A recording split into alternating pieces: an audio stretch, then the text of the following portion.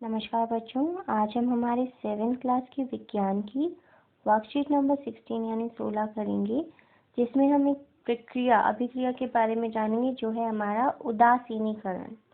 हमने अम्ल के बारे में जाना, हमने क्षारक के बारे में जाना। तो ये उदासीनीकरण क्या है, कौन सी अभिक्रिया है? तो ये एक ऐसी अभिक्रिया है जो अम्ल और क्षारक के बीच होती है।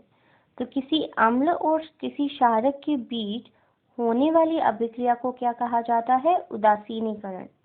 एक उदासीनीकरण अभिक्रिया को हम निम्नलिखित प्रकार से दर्शा सकते हैं।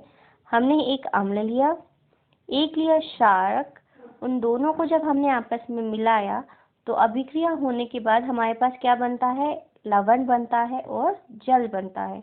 तो उदासीनीकरण अभिक्रिया में हमारा अम्ल और क्षारक आपस में मिलकर लवण और जल का निर्माण करते हैं। इस अभिक्रिया में ऊष्मा भी बाहर निकलती है, ऊष्मा भी मुक्त होती है। तो उदासीनीकरण अभिक्रिया में ऊष्मा यानी कि हीट की कुछ मात्रा हमेशा मुक्त होती है, यानी बाहर निकलती है। उदाहरण के लिए एक उदासीनीकरण अभिक्रिया के दौरान बनने वाला लवण इस बात पर निर्भर करता है कि कौन सा अम्ल और कौन सा क्षारक एक दूसरे के साथ प्रतिक्रिया करता है। तो ये जो लवण है ये निर्भर करता है बच्चों कि हमने कौन सा अम्ल लिया है और कौन सा क्षारक।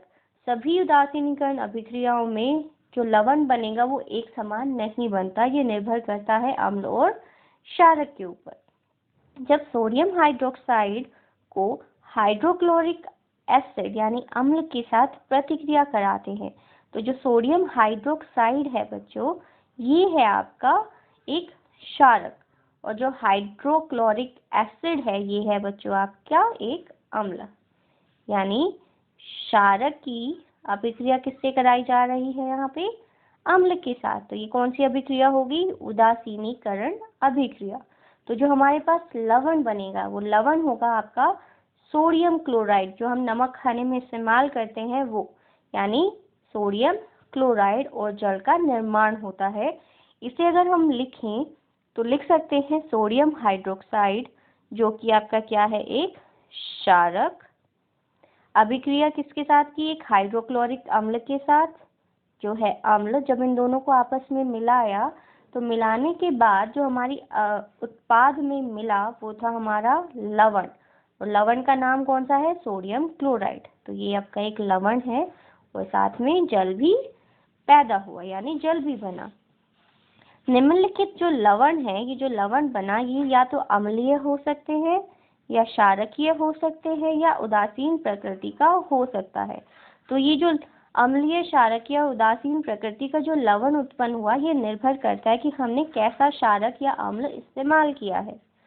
नेक्स्ट हमारी इस वर्कशीट में एक क्रियाकलाप दिया गया है, एक एक्टिविटी दी गई है कि किसी परख नली के 1/4 भाग को तनु हाइड्रोक्लोरिक अम्ल से भर दिया। यानी हमने एक टेस्ट ट्यूब ली, एक परख नली ली, उसके 1/4 भाग को किससे भर दिया?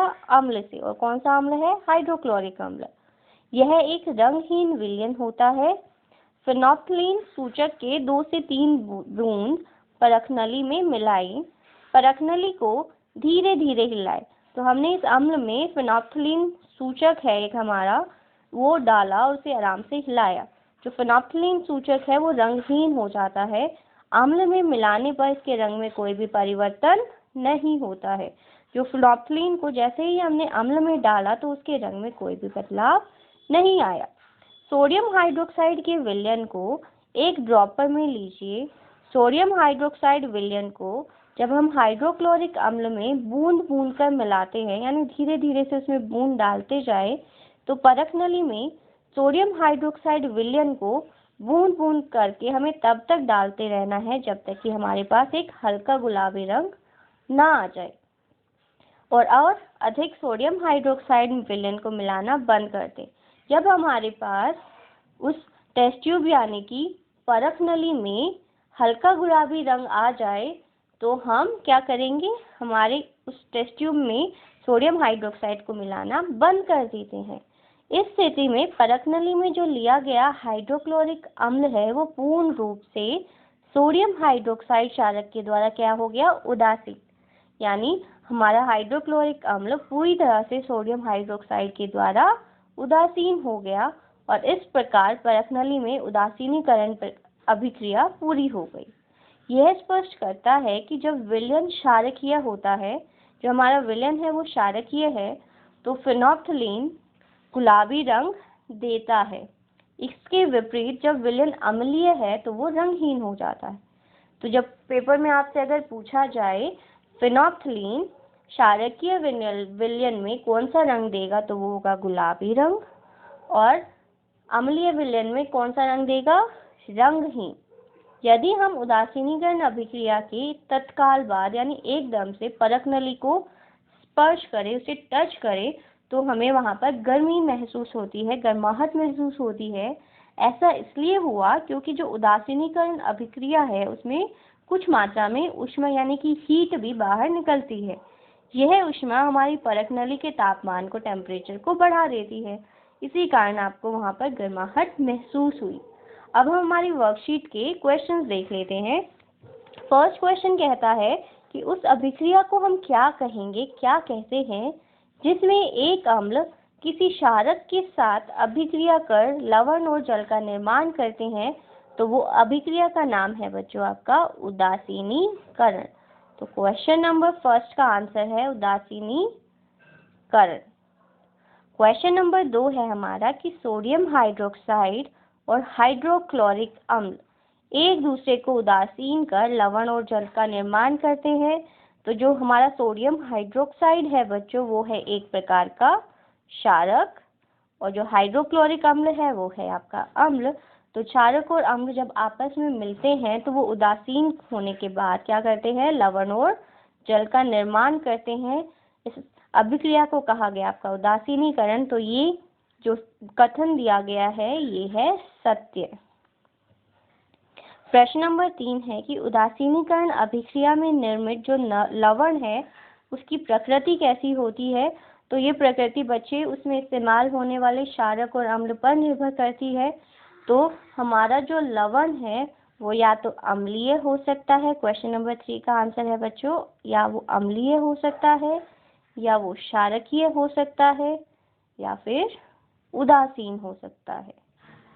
तो वो इन तीनों ही चीजों में से कोई भी प्रकृति का हो सकता है। क्वेश्चन नंबर 4 कहता है कि यदि हम उदासीनीकरण अभिक्रिया के तत्काल बाद परख नली को स्पर्श करें, से टच करें, तो गर्म महसूस होती है, ऐसा क्यों। तो हमने अभी पढ़ा कि उदासीनीकरण अभिक्रिया में बहुत कम मात्रा में ऊष्मा बाहर निकलती है। जब ऊष्मा बाहर निकलेगी तो वो उस टेस्ट ट्यूब यानी कि आपकी परख नली को भी गर्म कर देती है, इसलिए हमें हमारी जो परख नली है वो छूने पर गर्म लगी।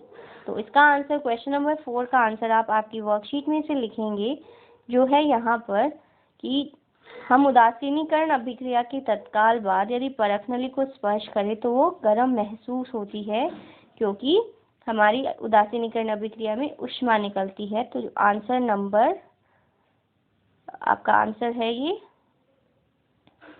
4। तो आंसर नंबर 4 का जो आंसर है आप यहाँ से लिखेंगे। आई होप आपको ये वर्कशीट अच्छे से समझ आ गई होगी। Thank you.